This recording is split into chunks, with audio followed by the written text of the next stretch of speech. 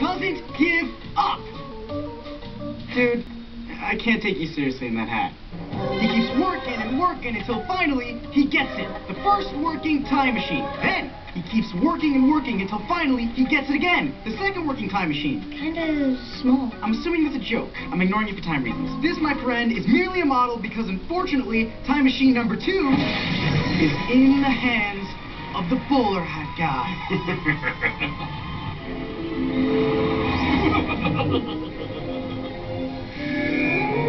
Pretty amazing story, huh? Yeah. Now, are you ready to start working?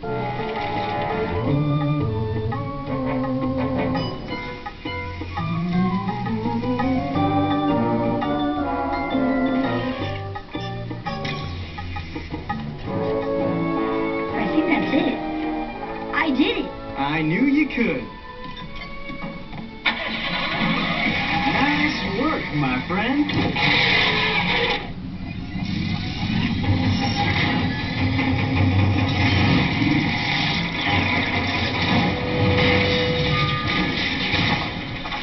Well, you know what they say. Keep moving. Don't